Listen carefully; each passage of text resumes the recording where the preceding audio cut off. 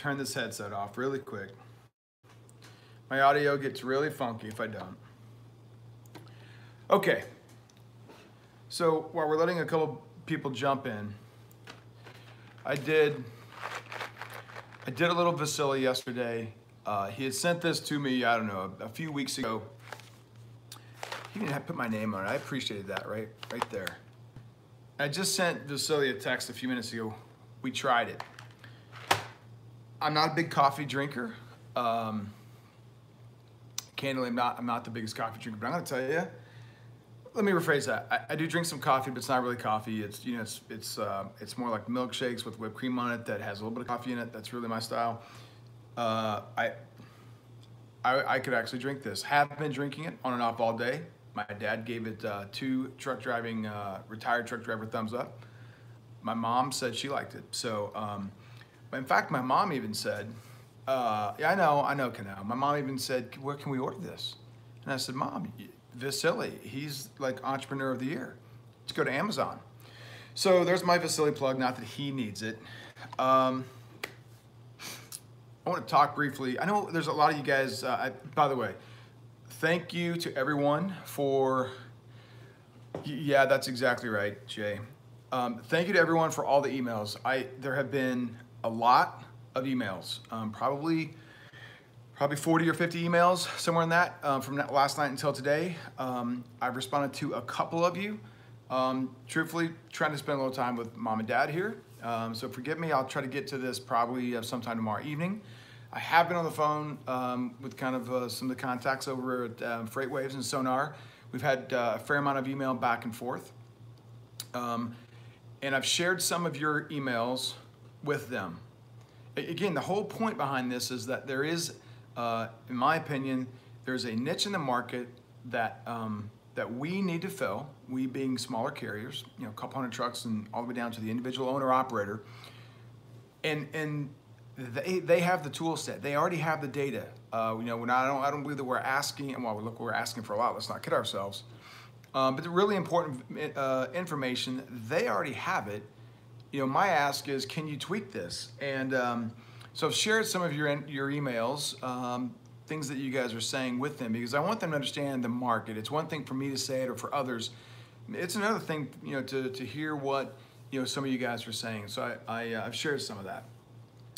They are having a meeting tomorrow morning, so we're just going to see how this plays out, how this process plays out. You know, as I looked at some of the dry van stuff, we have a lot of dry vans. We don't run dry vans for our outside freight all that often. We typically use our dry vans for our flowers. But it's interesting, and I've been sitting here off and on all day. My dad, right, he's 86. I was trying to explain this to him as a former truck driver of 37 years, a guy that used to run team in a cab over from Oklahoma City to LA for a long time. I was trying to explain to him load boards and trying to explain to him Sonar. And it was cool to see him grasp it and to comprehend how things are done nowadays versus 1990 when he got out of it. It was kind of a crazy conversation. We were sort of going back and forth all day, and he'd ask a few questions, and he was fascinated, candidly. So look, I'm just going to tell you guys really quick. If you're running dry van and you want to know where a really good place to go is, it looks like that Rapid City area, good place to be. Really, really good place to be. Pretty high outbound tender rejection, right? So, oh, by the way, there's not a lot of trucks in that market, not a lot. So that's probably, if you're running a van, probably your hottest place to be. You know what else is pretty hot? Vegas. Vegas looks like it's pretty hot. Although there are a decent number of trucks in that market, Vegas looks like it's pretty hot. Let's see, where else? You guys want to know anything else? I would avoid Texas. If you have a dry van, Texas, plague, right? I'm from Oklahoma, so I'm an Oklahoma Sooners fan. I mean, you sort of always feel like Texas is just a bad place to be, let's be honest. So there's no reason to go against the grain. Texas looks like it's a pretty rough place to be. If you get a dry van, especially down around Houston, LaPorte, that area, not so much. What about Washington State? All right, for dry van, let's see. Hang on. Still kind of a rookie. Still kind of a rookie. Bear with me. Got to slide my map over. You know what? Washington, few trucks in the market. Nothing going crazy as far as van rejections up there. So the map sort of looks a little bit white. There is light blue up around that Seattle area, that kind of stuff. So maybe not the worst, certainly not the worst place to be, right? Not the worst place to be. That Omaha, Rapid City area, bada bing. Not a bad place to be. I'll tell you what else, Utah, if you got to drive in, not a bad place to be. Chicago up in that area, not horrible. Did I say Utah? Cancel that. Tons of trucks in that market. So don't listen to what I just said there. But Chicago area up into that Wisconsin area, not the worst place to be. Tell you where the most trucks are for dry van, place to avoid, Southern Alabama. That looks like a really crummy place to be. You can get over to Arkansas, eastern Arkansas, crummy place to be. New Mexico, Texas, no bueno, right? Avoid that. Dakotas were interestingly hot last week for that. I'll tell you also, over up into Wisconsin and kind of the eastern side of North Dakota, Chicago area, that's a pretty happening place right now. You guys understand this, right? We all are familiar with this, like a hurricane. We've all seen that over the last few years, and we know what happens when a storm comes through. Nothing. Some of these big storms, and we've had like just a couple of storms just plowing through over the past couple of weeks. You know, if you're not aware, if you don't know this, I don't think I'm telling you anything you don't know. You know, you want to be on the heels of that storm, right? Within about 36 hours, you want that truck to end up right where that storm just went through, right? So there's some of that, right? Some of that. That's kind of where you want to be. You know, I'm the more I'm digging into this, and again, guys, like when I'm talking about just kind of surface area type stuff on the sonar, there's just so much data here. It is insanely fascinating, and it's very easy to get really deep into the weeds and really lost quickly. But I'll tell you the other thing that is mind-blowing to me is the amount of data that's valuable and correlates well that they've been able to pull together. I mean, I've been kind of watching these guys for off and on for a while, and so it's really fascinating to me, the data and how quickly it compares. When you compare this data to some of the DAT stuff, again, not trying to kick DAT. I mean, I think they do a decent job for what they offer. As I said, it's just a little concerning to me that they're telling me what the rates should be. And oh, by the way, they're load board. I get it. You know, I understand the value there for sure. They have a tremendous amount of data that they track, and they try to use that for some level of predictiveness for kind of futuristic kind of stuff, but man, the maps are very different in some regards, for sure. Let me jump on. I have so many pages open, so many tabs open. Let me jump on my page. I haven't even got there, and I'll try to answer a few questions. But my intent, guys, is like I said. The answer is always no until you ask, right? And so that's why I reached out to them, just say, look, I think there's a serious opportunity. I think there's a strong target market, and help us. And they're intrigued and they're interested. We got to get the right people interested, right? That's kind of the message. Samuel, trucking all day, how's it going? Little Viking, how's it going? Bluish Hugh.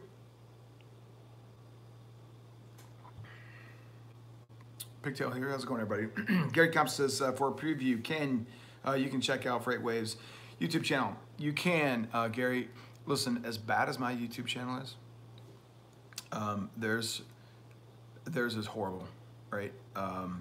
Although if you, they sort of do like a quick little weather analysis oftentimes, and they kind of briefly touch on some of it. It typically, what I find, Gary, I don't know what you find, typically it seems like it never really seems to hit home for me. Like, I'll watch the 5 or 7 minutes of it, but it never seems to like tell me what I'm looking at. That's why when I get the access to it, I'm just like enthralled with it. Joe, you probably drink the same mocha, frappa, whipped cream stuff as I do.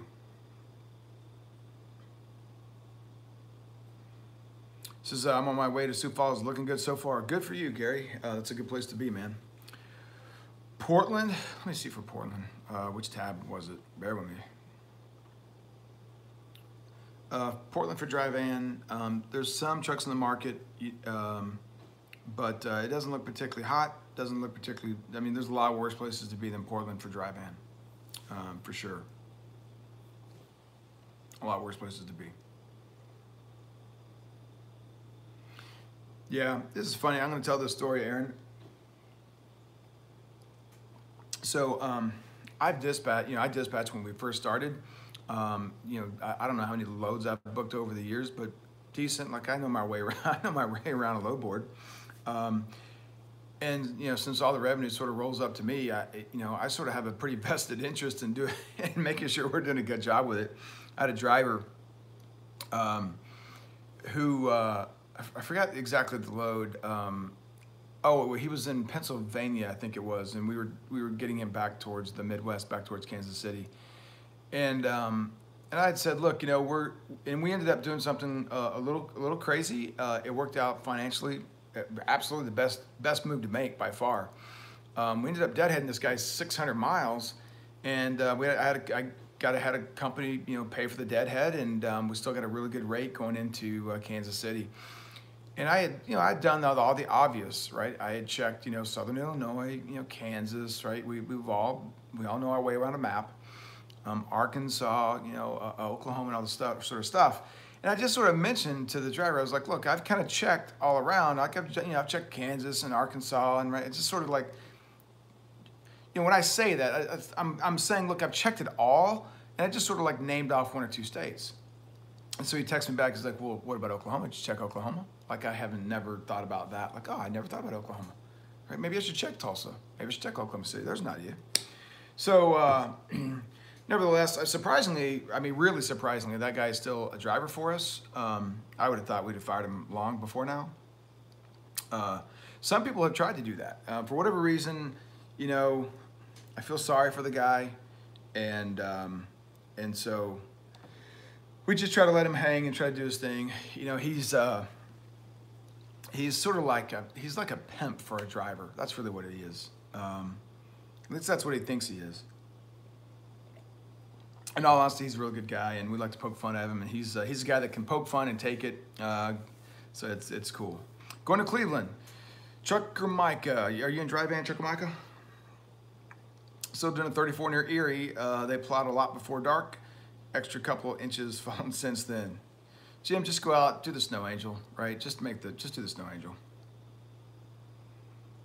Yeah, man, that storm's coming through and it's big. And for those of you like Gary sounds like Gary's going to Sioux Falls and make his way to the right spot. But for those of you guys that are have that ability to take kind of that 2-day run, or you're looking, man, I would, and depending on where you're at, I'd be looking to get right in behind that storm, because there's gonna be all that backlog, especially tomorrow being Monday. There's gonna be a ton of stuff, right? If you guys are somewhere decent, now's a good time to really look at coming in right behind those storms and being positioned when there's a ton of freight and not a lot of trucks, right? So that's how you're gonna capitalize on this stuff. And now a lot of you guys, and look, man, if I could show you, where'd that map go? If I could show you the map,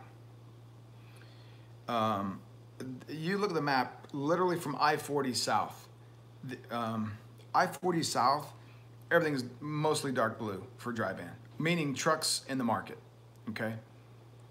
I-40 north, sort of I-40 to kind of I-80, there's blue, but it's certainly nothing what it is I-40 south. You get like I-80 in north, and it looks kind of like North Dakota. It's pretty, it's pretty sparse. That tells you where guys don't want to run. You've heard Cannell talk about it. You've heard me talk about it. You've heard I know Will's talked about it. If you want to make some money, you've got to be willing to do and go to some of the places that guys don't want to go. And this map is, it's so blatant. Again, I-40 south, that's where everybody wants to run. You can just look at it. It's so obvious. 40 to 80, still guys are running there, but I-80 north, it's like, yeah, no, I want no part of that, right? Guess what? There's gonna be a lot of guys that capitalize on a lot of this money over the next few days with all these storms that have just gone through. Now, if you don't want to capitalize on that, or it's too much risk for you, then clearly make the right decision and steer clear of that. But just telling you, that's what it looks like and that's what's going on. I saw one of you saw one of our trucks in Hermiston, Oregon on Friday. We've had a couple trucks up in there. I don't know who that might have been. Yeah, that could have been a couple of different drivers. Kerry Compton says it's very dry. Can I check Laredo for tomorrow? Dry van, is that what you're asking? I'm assuming? I can check Laredo for tomorrow for you. It looks like there is not a lot of loads that are being rejected. In fact, it looks like there's not a lot of loads that are being rejected out of Texas at all on dry van. And look, can I turn this around? Let me see if I can do this.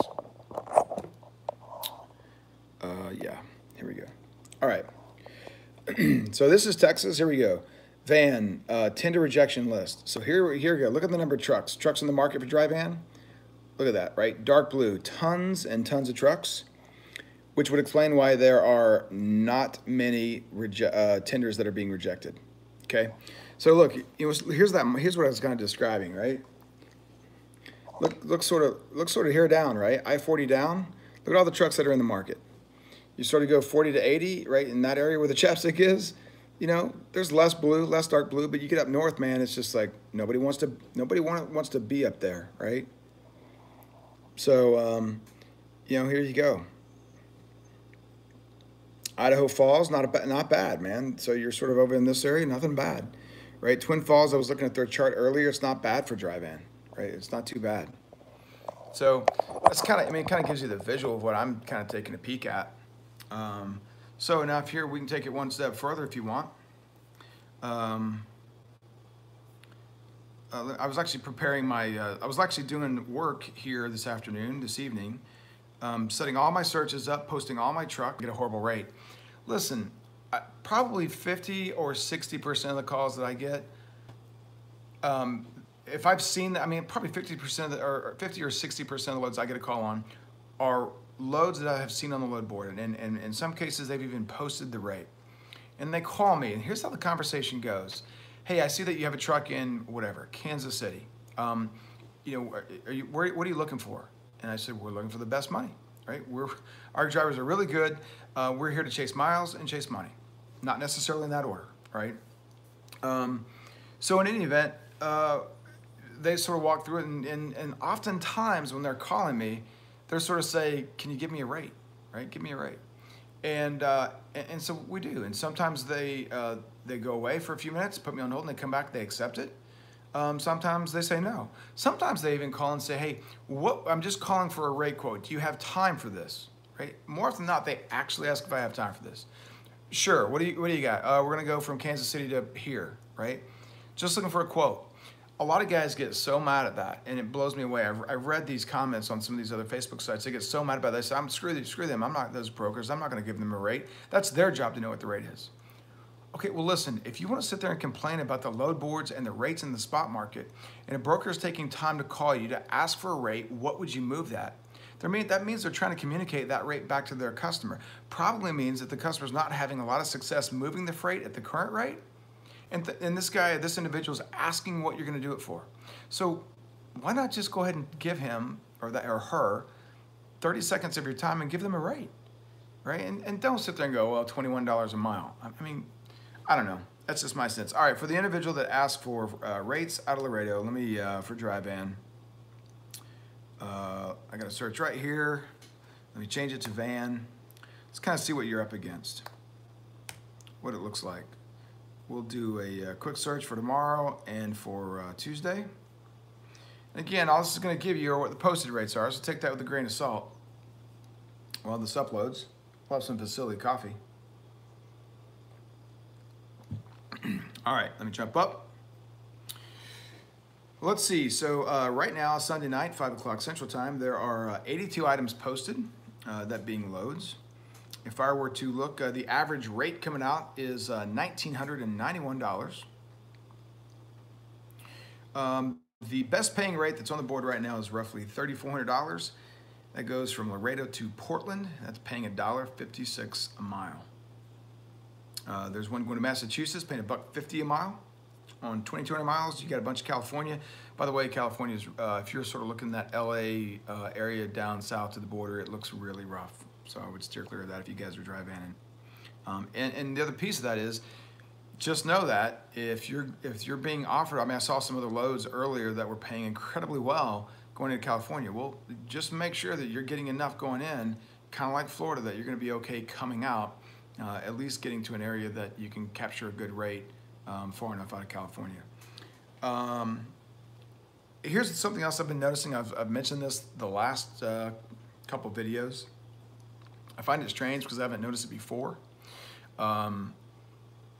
What I see is in the evenings, a lot of loads are being taken down. Now, I'm sure a lot of these are loads that have been covered, but I also realize that there are a lot of these have not, because I see the same loads pop back up the next day. I find that interesting because I've not noticed that before. Maybe it's actually been happening. I just haven't paid that close of attention to it. I find it strange. As I was chatting with the contact at Sonar a little earlier, I said, look, there's 60,000 loads on the load board for today, Sunday. That number probably triples or quadruples tomorrow. And everybody's going to be looking to move that freight, right? No matter where it is, there's trucks everywhere, right? Every one of those loads are going to be looked at. A decision is going to be made on the vast majority of those 150, 160,000 loads tomorrow. I mean, understand that our industry, our business is like $760 billion or whatever it is a year, right? It's crazy. And so all we're asking for is, man, you guys have the tool set to help us make better quality decisions on that? Man, let us pay you for it, right? Take our money. In any event, so these loads that are posted on Sunday, so take that for what it's worth. I want to talk about something else briefly. We touched on it before, I'll mention it again. And I just say that because I see it and it reminded me. I had a conversation earlier today with someone, and the topic was a driver who said, hey, I need you to get me a load from point A to point B, right? They want to go to Texas. Okay, fine. And they said, what do you need? What is it you need to move your truck? He said, what's your cost per mile, was the question. And the answer was, roughly $2 a mile. And here's how, and I'm telling you, anybody like me, or anybody that has paid or taken the time to create a cost per mile spreadsheet and track it, here's what we know. It's really rare when like if you ask me what one of our drivers' cost per mile is, I might say, look, it's probably in this ballpark. If you ask me what our cost per mile is as a fleet, as a total, I can tell you to the penny right now, right? I look at it twice a week. Patricia sends them in my email every week. Sometimes I'll ask for it more than that, but I know. And when I went on, and like tomorrow or tonight, I'll open up the email from Thursday that she sent, or Friday, and I'll jot down everybody's new cost per mile because it changes. Yes, it changes that frequently. And that way I know for the trucks that I have to cover tomorrow, what their cost per mile is. And I can make a good business decision. But every one of our trucks have a different cost per mile. And what's even stranger is most of our trucks for this calendar year, we started a new spreadsheet this year. Do I want to say this or not? I'll say that for later. But we started a new spreadsheet, and a lot of our trucks have been running the same areas as I've mentioned to you guys the past couple weeks. Yet all of our trucks have a different cost per mile, and that just tells you, right? Some guys have been idling more. Some guys got stuck in the snowstorm. Some guys are running hard. I mean, so it's off the board, right? Anyways, this guy says, my cost per mile is somewhere around $2, and this person called me and was like, what do you think about that? And I was like, well, I think the same thing that you do, which is the guy has no flipping clue what his cost per mile is. He's probably just hoping, he's probably even confused with cost per mile and rate per mile. He's probably just hoping that you get him $2 a mile going into Texas. So, man, know what your information is so that you can start making better, business decisions. And I'll tell you, man, we had this conversation last year many times. I said, look, while you guys are rolling in the money, you guys are making $4 a mile, and we heard all the stories. Oh, I made $10,000 this week. Oh yeah, I made $20,000 this week. We heard all these stories, right? Just carve out a little bit, pay somebody. That way you know where you're at. My point to all this is that when we looked at these guys that are talking about $3 and $4 mile per mile rates. There's some right now. I was looking in Florida earlier for purposes of this conversation, this live feed.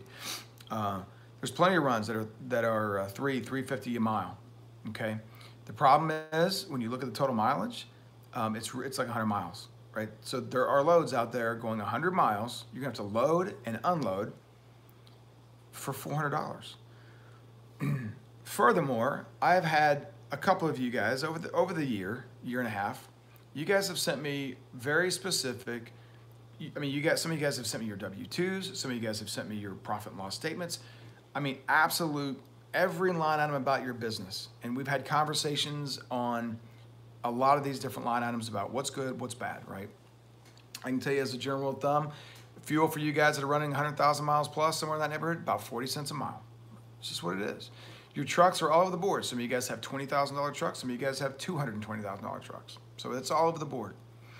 But I can tell you, there's very, very, very few of you guys that have cost per days. When you look at all your cost, your fixed cost, okay, not necessarily your variable, but when you look at your fixed cost and you divide that by 365 days a year, there are very, very few of you guys that can be profitable at $400 a day. Florida is filled with them. So if you are one of these individuals that's looking to move your truck from wherever you are into Florida, because that's going to be the best rate that you see, use extreme caution. And we talk about this often. We've even had this conversation twice in the past week or so about guys that want to get down in there and you want to run intrastate. That's not new information. There are a lot of your peers that think I'm going to take the best rate I can going to Florida and it's going to be okay. I'm going to run intrastate for a week or two because those are better rates. There's a lot of those rates are in that $300, $400, $500 a day, and you know and a lot of these are not straight through runs, right? You pick up, drive 100 miles, and you're not going to deliver the same day. You're going to deliver tomorrow morning. So understand that's a pretty sketchy thing. You need to use caution.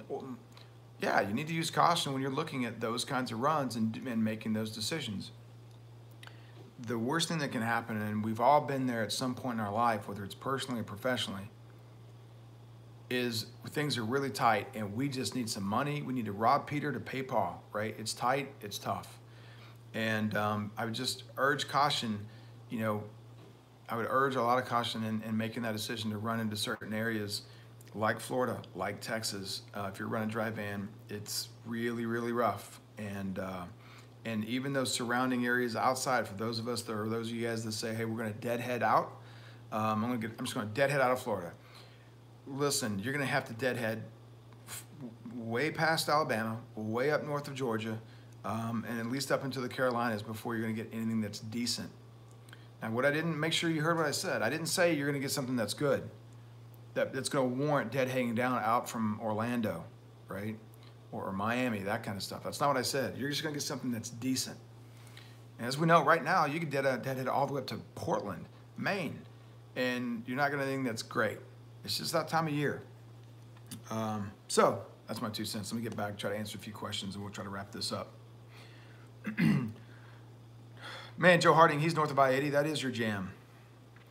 Let's see. Gary Compton says Freight Waves YouTube is not so much the info they give, but seeing some of the data you could access with the system. Ah, very true. Very true.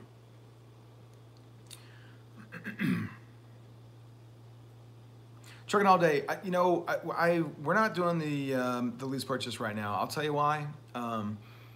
If all the data that I see is correct, it looks like 2019 is going to be really, really, really a flat year for trucking. And quite frankly, we have a strong desire to want guys to succeed in that. Buying trucks or trailers right now, I've said this for a couple of months. I don't think it's the right decision for a guy to get into a lease op space. I most certainly would not be buying or doing that over the next 2 months for certain, right? I wouldn't be entering a lease op until at the very earliest, probably middle of April or May, when the rates are actually start to trending to what we would say normal or good is. But to be candid with you, I think if rates are going to be struggling over the next few months, I think rates have been sort of not so good since probably, honestly, July. We've had a few spikes in there. I think there's a lot of guys that are hurting. And for me personally, or for guys that want to be most successful, my advice to them is sit tight, hold on, Wait for a lot of these truck orders and a lot of these trailer orders that guys ordered 6-8 months ago that are now just coming to market, and all of a sudden rates are really rough, and a lot of guys are like, man, I don't know if I want to buy that now if rates are going to be what they're like. Things are going to be on sale, and so to me, that's where I think guys like you capitalize personally. It's kind of a long-winded answer of saying no. Snowbelt is where it's at this year, no doubt, John. I agree with you. What's it looking like for dry van at Idaho Falls? We talked about that. That's not bad. I'm looking at Sonar DL, FreightWaves. Yeah, Sonar is a component of FreightWaves database. So DL, it is similar to that, but don't get confused in your colors, right? What you were looking at, their colors are similar but different. Typically, when you would be looking at dry van on that, you'd be seeing red, and the brighter the red, kind of the worse things are, I think, on that. So their color schemes are, they use colors on a map, but it's different, so don't get confused.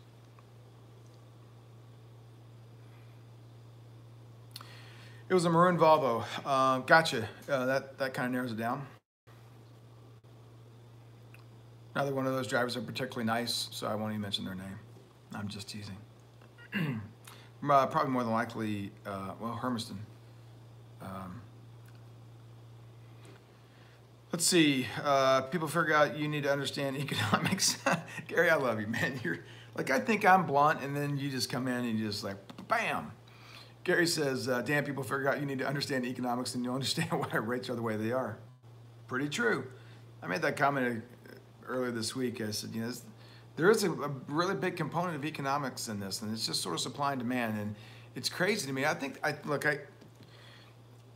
there are so many people that are so surprised about the rates for two reasons. One, because rates were so high last year, right? Abnormally high for the past several years. And so when the higher things are, right, we expect to see things that fall to about this level, maybe not quite this early, typically. Usually we don't see what happened in the last week and a half until about this week. But the higher you are, the harder the fall is, kind of a thing. So I think things being so high this past year and a half, that was a piece of it. I also think that so many people that have been company drivers or are just new drivers to begin with that come in and migrate into the lease op or owner op, they are surprised. Again, as we talked about, how many times did you guys hear me say this? If you're coming in new to the space, or new to lease or new to ownership, lease or owner op type of ownership, do not assume that the rates that you see are the new low, because wait till February, right? Wait till January. So I think there are just a lot of people that made that transition thinking I can't fail, and you couldn't fail until sort of July came, and then September and October, November was pretty rough, and then November kind of trended up a little bit, and December was okay, early January okay, and then it's just like boom, bottom fell out. These guys have no clue about their cost per mile, no clue about their cost per day. So I think that's a big piece of why, and these guys just don't understand the economics of, a lot of people don't understand the economics of it. Flatbed Trucker says, my cost is $1.20. That's good. Does that include a salary for you, I hope? The world good rates are over with, even short runs suck. That's true, Flatbed, you're absolutely right.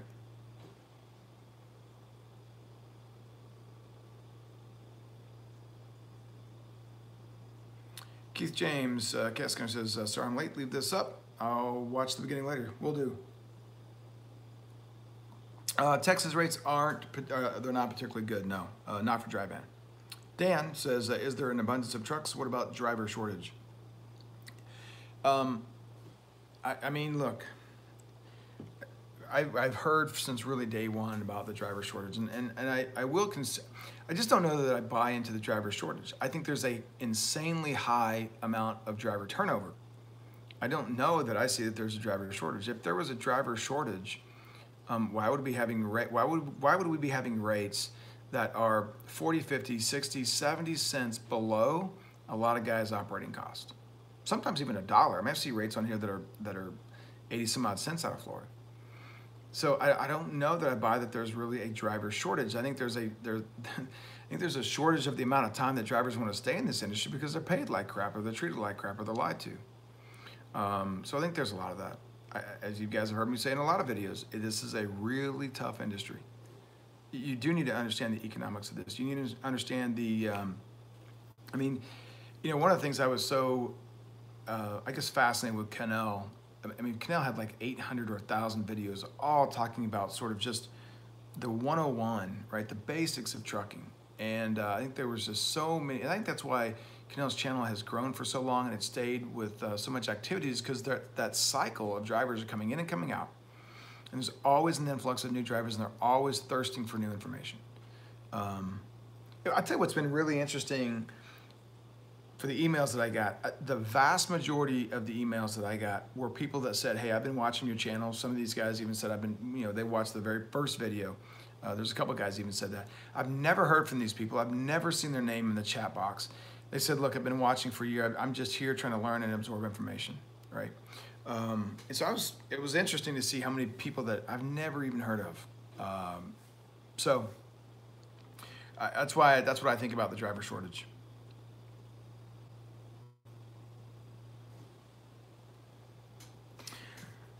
Pro Liquor says, interesting, never thought about when I'm asked to quote a lane. I've got 2 brokers. They ask me often about a couple lanes, and I didn't think that far into it because they call regularly. I'm not sure what you're talking about there, what I said. Let's see, but they've always asked if they were able to get a rate I could cover for them. Okay. Oh, you're welcome. Was it Rafi? Angela, Mace. Thanks for the videos, great information. From a future perspective, truck driver, well, you're welcome. DL says he saved $8,000 in the last 8 months. Added a second credit card last month, so my credit score dropped down to 600. It should go higher in 6 months from now. What's the best way to buy a truck? Man,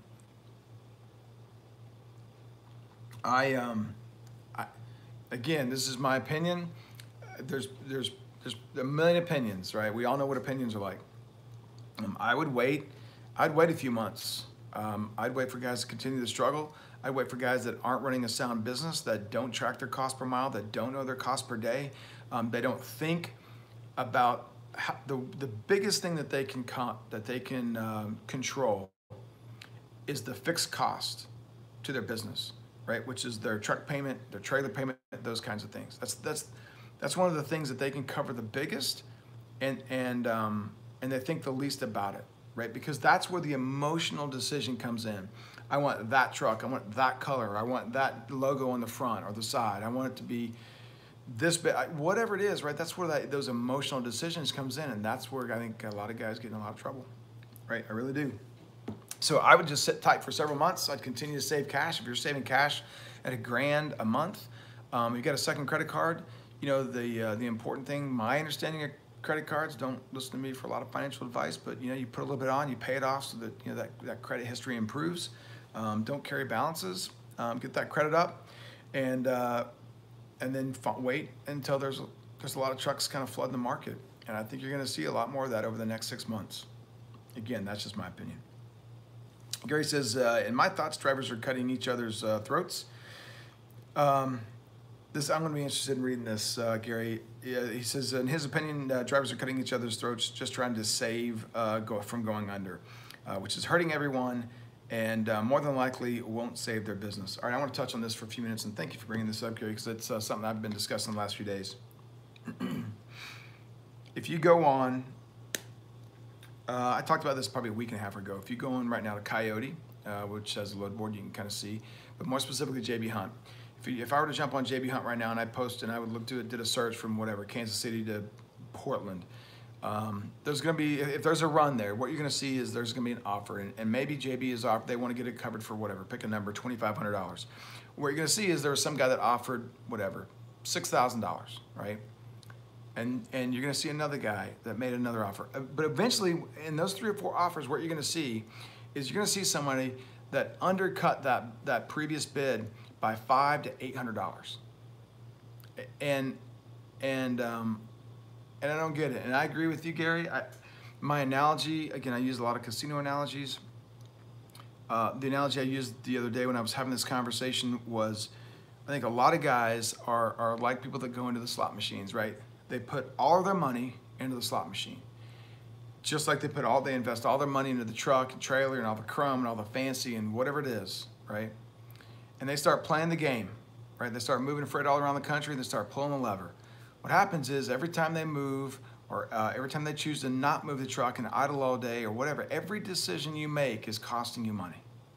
Sometimes you're making the most right decision. You're costing yourself the least amount of money. And sometimes you're costing yourself more than the least amount of money.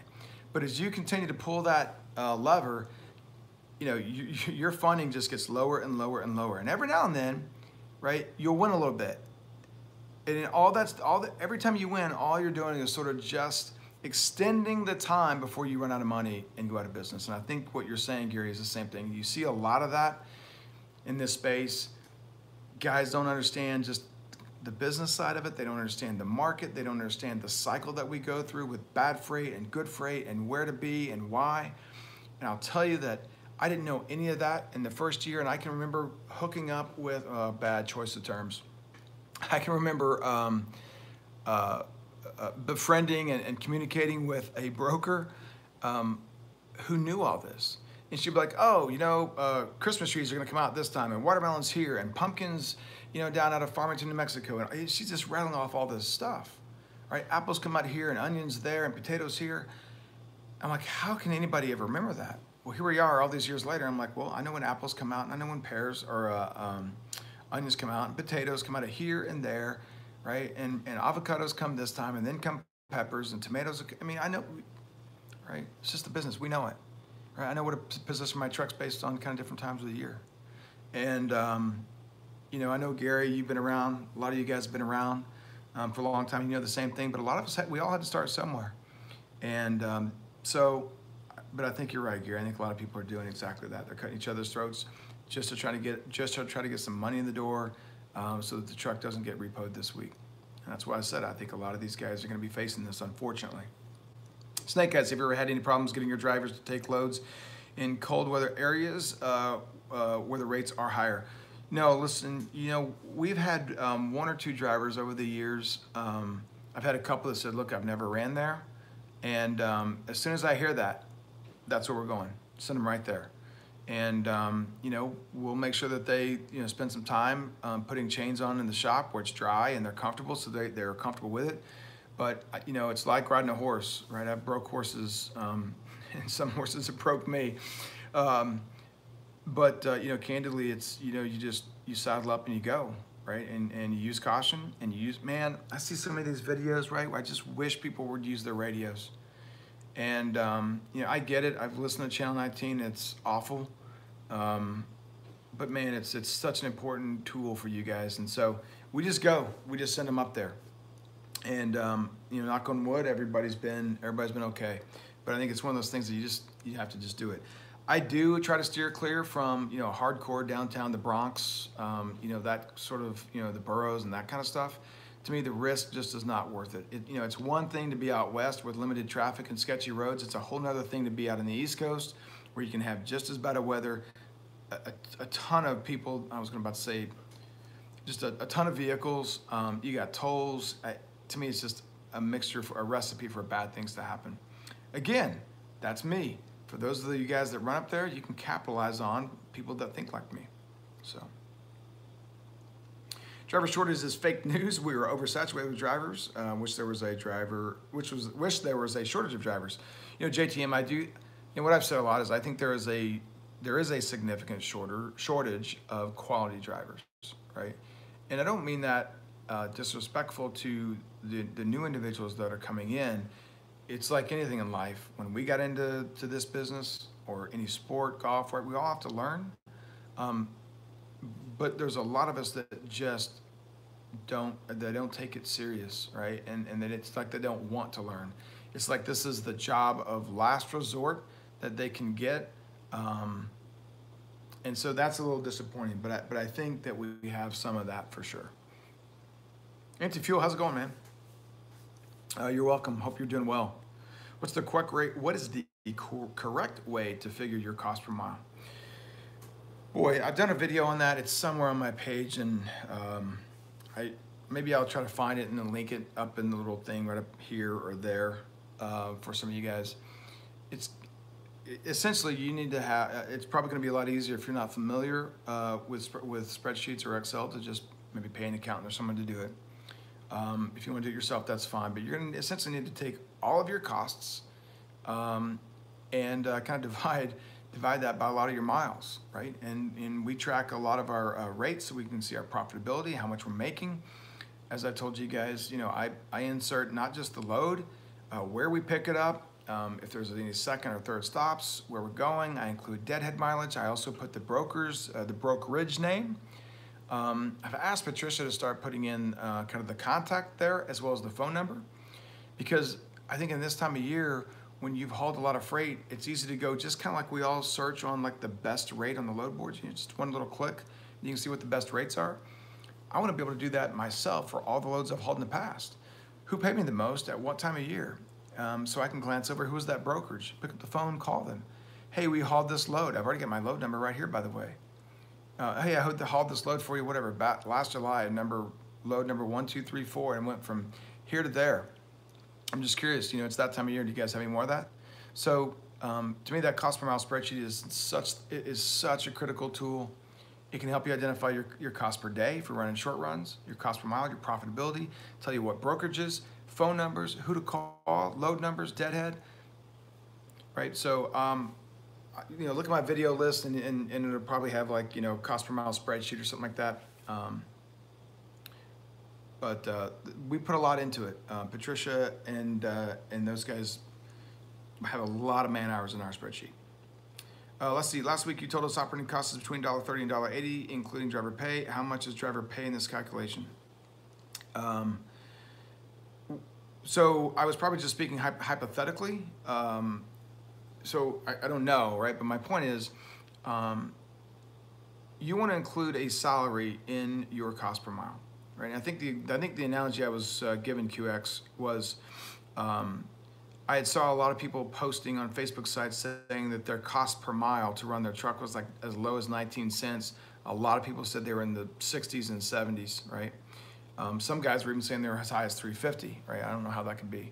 But what I was trying to explain was, for those that say their cost per mile to operate their truck is at the 60 or 70 cent range, understand this, right? Your salary, if you're gonna drive 100,000 miles a year, and your salary is whatever, $60,000, that's 60 cents a mile.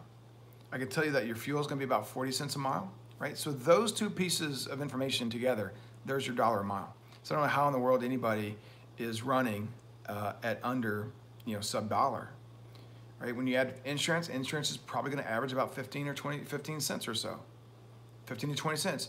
Your maintenance is, here's what's interesting. And I'm curious if this isn't a reason why a lot of the lease operators fail. So what we typically hear in the lease operator space is that if you have a brand new truck, you're gonna hold back how much per mile for maintenance for a new truck? About 10 cents, right? If it's a couple year older truck, you're gonna hold back 12 to 14 cents, somewhere in that neighborhood, right? For a truck that's a couple years old.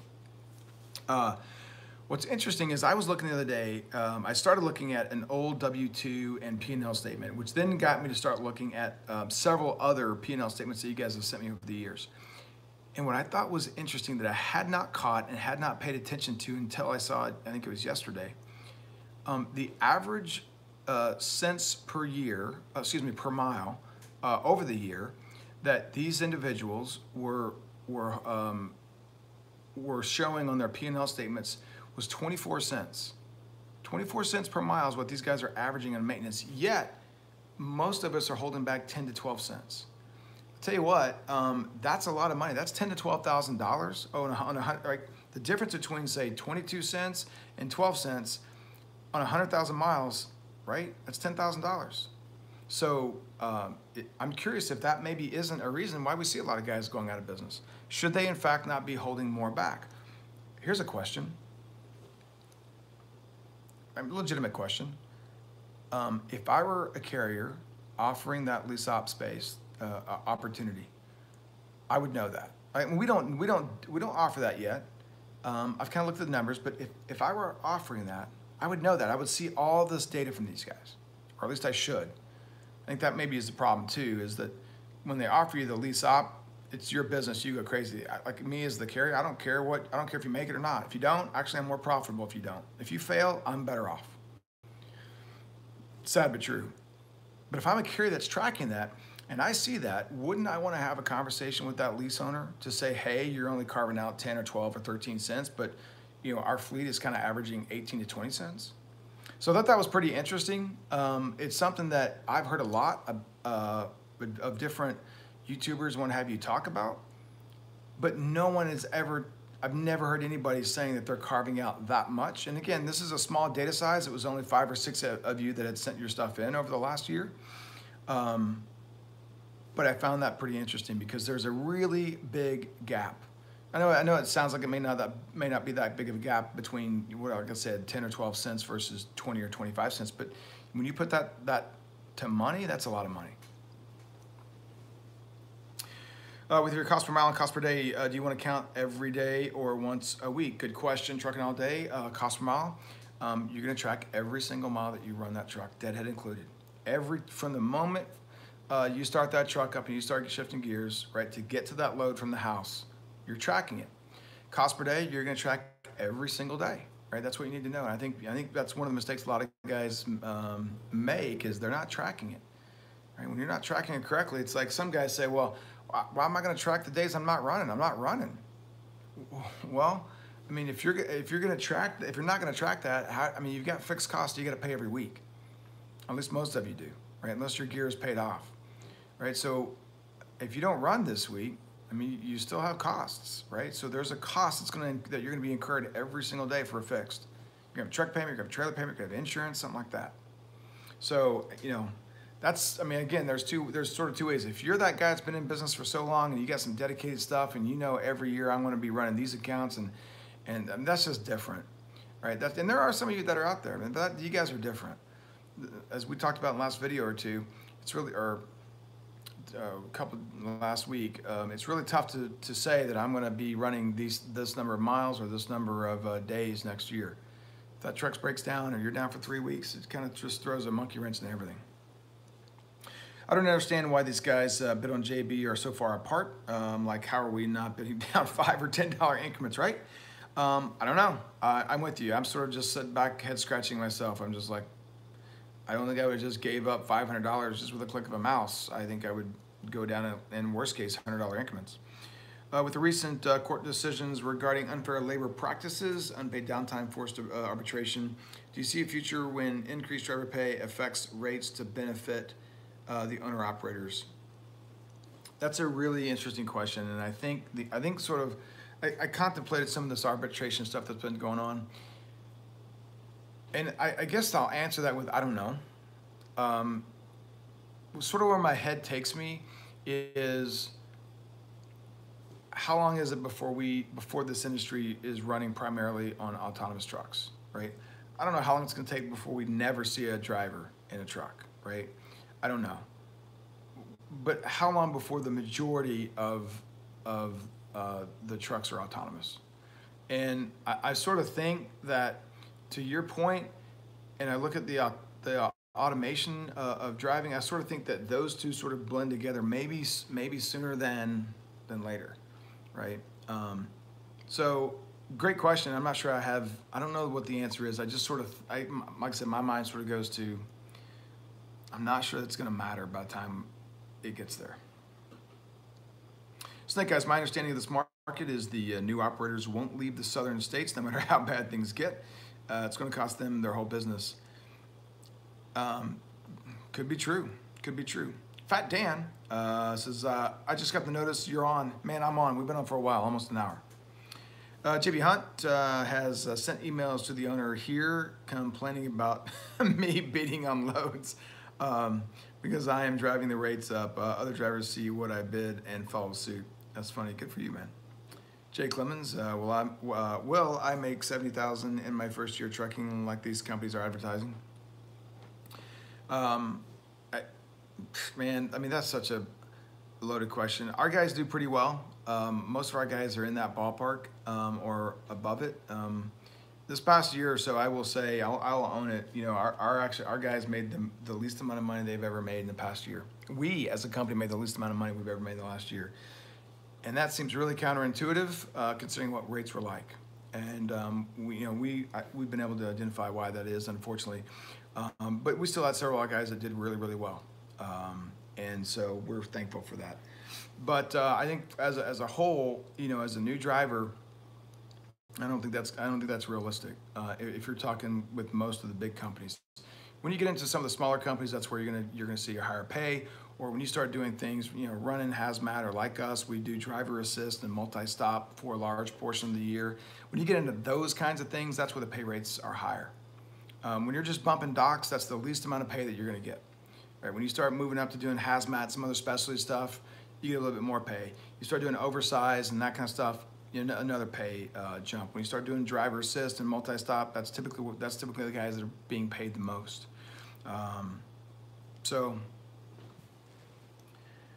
Yeah, Gary Compton just addressed it. Your summer probably more than likely going to be somewhere in that 30 to 50K, and that's, I think, a really accurate statement. Chris Smith says, too many variables to say yes or no, Jay. Yep. If anyone takes a bad rate, I think it messes up the rates for everyone. True. I think it does, because the second you start seeing people getting it covered at that lower rate. Look, I can tell you right now, I've seen the last 2 weeks on Sunday night, the rates are about $1,000 to $1,500 cheaper than where they ended up on Friday. Right, so 3 days later, they're $1,000, $1,500 cheaper.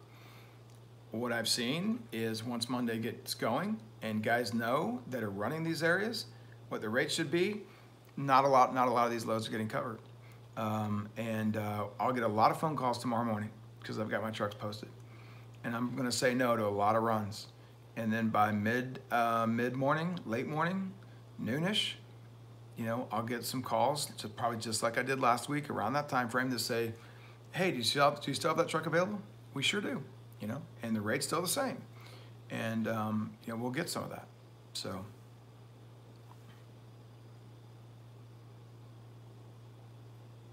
Rafi, I couldn't agree with you more. Excellent channel. Jay says 41 cents a mile, average 2,100 to 2,600 miles per week, $200 unload pay. 10 additional stops, average 3 trailers a week, hand unload. That's what Swift offered. You know, listen, you know, if this is what you want to do, you want to get into this industry. What most of these guys that look like me, that have some wrinkles around here and some gray in here, they're going to tell you got to put your dues in for about your first 2 years. After the first 2 years, if your record is clean and you've ran smart and you've kind of applied yourself and you're not afraid of work, you can go and make a decent living, a decent career out of this. But you know, that first year and a half or 2 years, you're probably going to be at one of these mega carriers, right?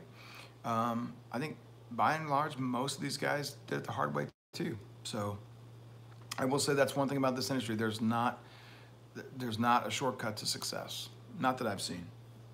Not that you guys have shared with me, that is. Trucking All Day says, and would you care if I show an accountant the video of your spreadsheet and have them make me one like what you use? No, I don't mind that at all. No, it's a public video, so I don't mind. That was an early version of ours. We track a lot of information on ours now, and man, I'm so thankful for Patricia and the work that she puts into it, and so it's really a valuable tool. I mean, it's an incredibly valuable tool. So no, I don't mind at all. Dr. Lawyer owns lease, uses it as a tax write-off. How do you compete with that? What are you asking about, Dan? Doctor or lawyer owns lease, uses it as a tax. I'm not sure what you're asking, Dan. DL says, how do successful business owners and executives set up their businesses? Do they set up a corp? No, typically, no. You probably do not want to. Look, I don't like going into this because I don't want to provide this level of advice. You can talk to your own accountant or your attorney. A C corp is probably not the way to go in trucking. You're probably just adding a lot more paperwork and stuff to your plate that you don't need to add. So I don't like to address taxes and stuff like that because one, I pay people to do that and I suck at it. But two, there's a lot of variables there.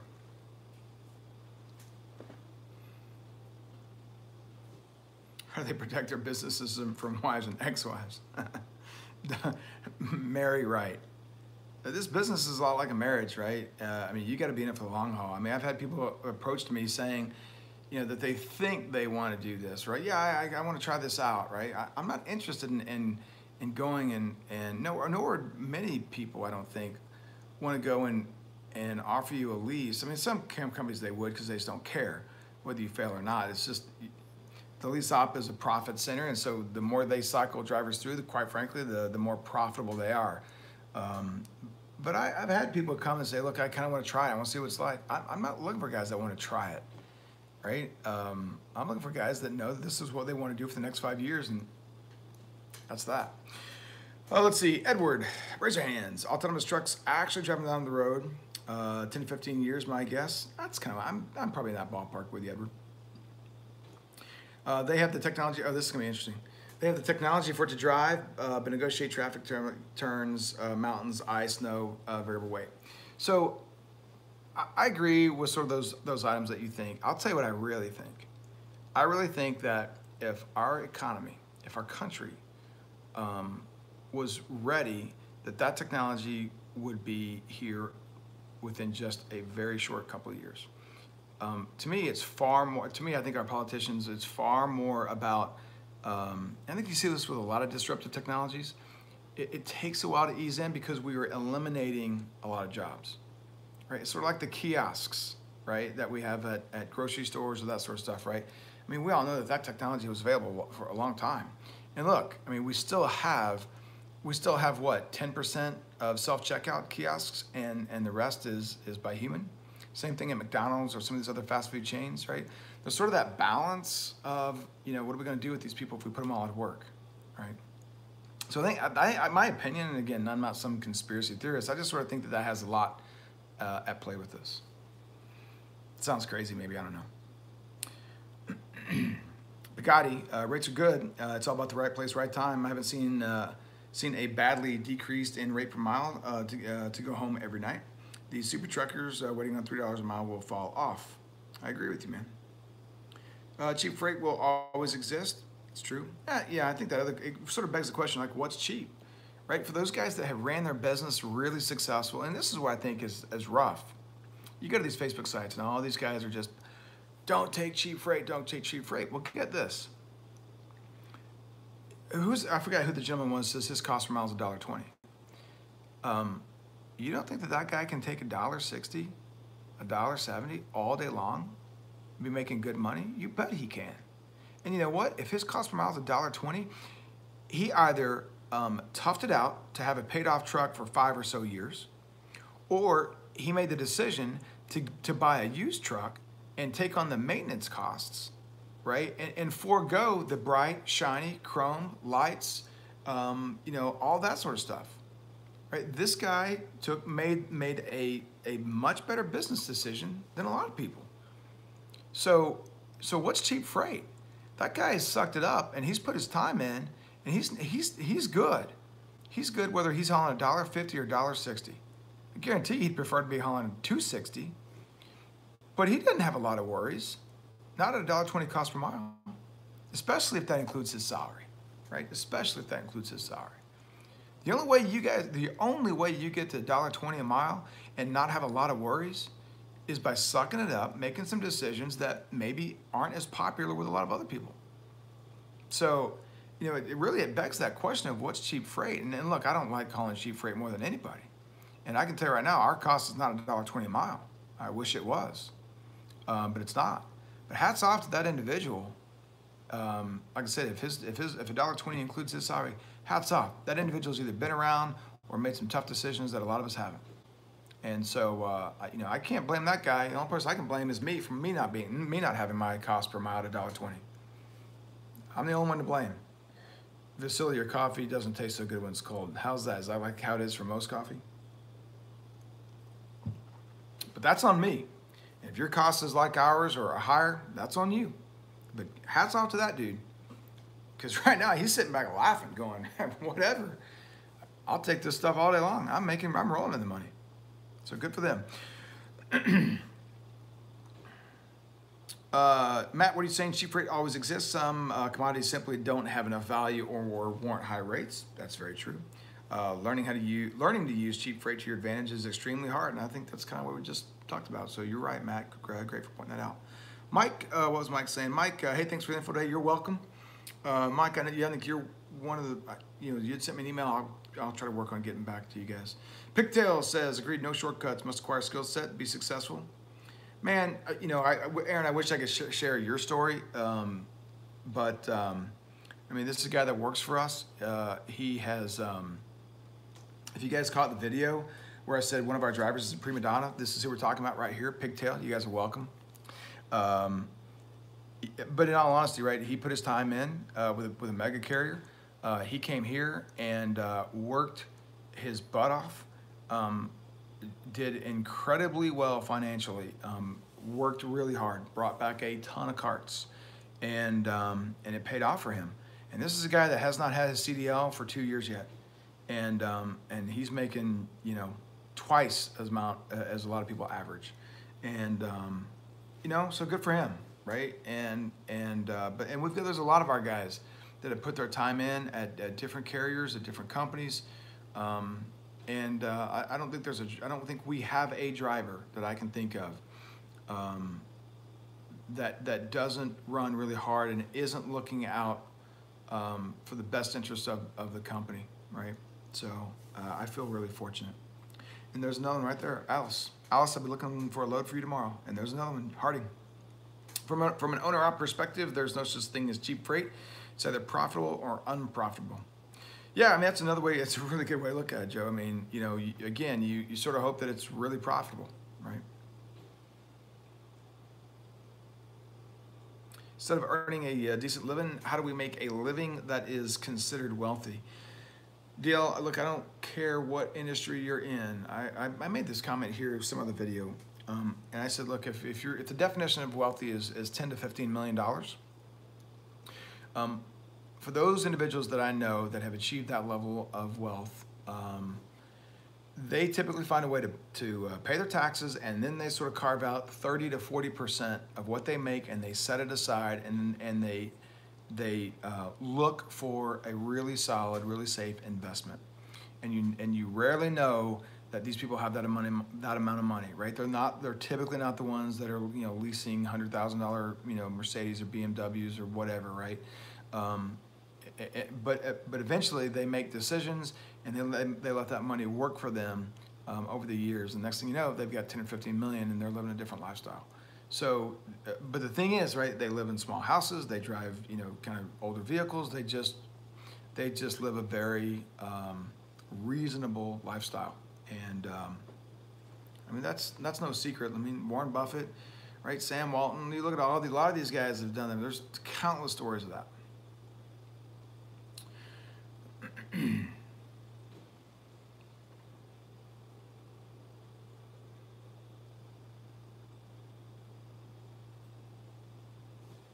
Light Bright, how's it going? Gary says Daimler Trucks has level 2 autonomy coming in 2020, Cascadia. Now they're shifting focus to full autonomy in 5 to 10 years. I mean, it's coming. We know that. How quickly how quickly the transition really happens, we'll see. We'll see.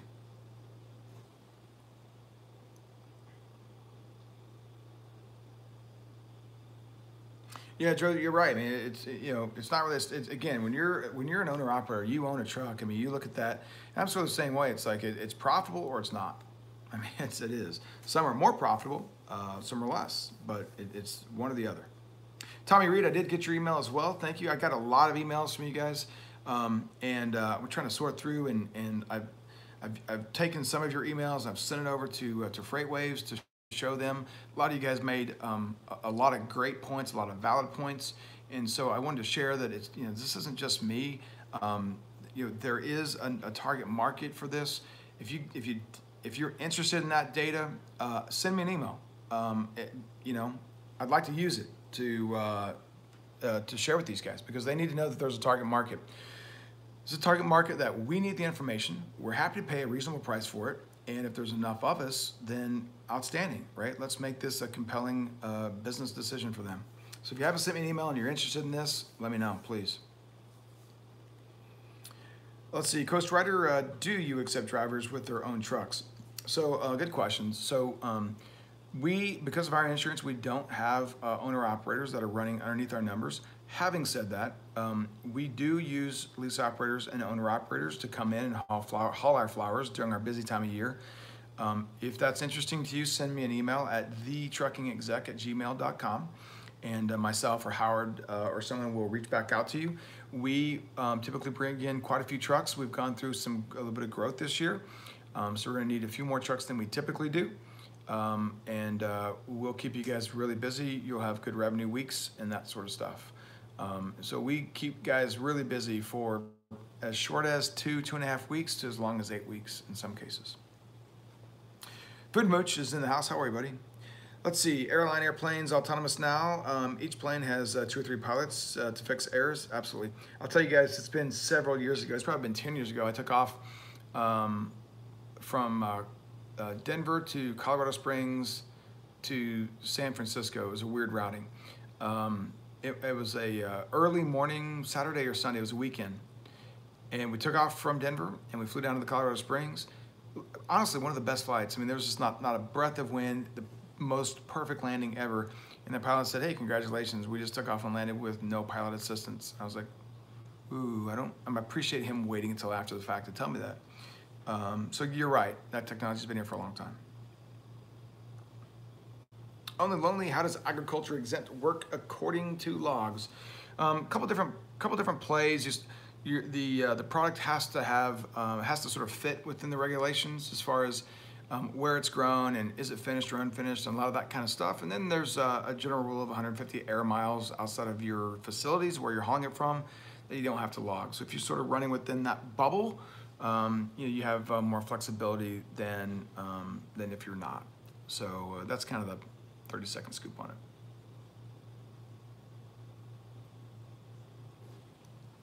Tricks, it said, oh, correct, sorry, I already read that. Diego, hey Scott, great videos over the past couple weeks.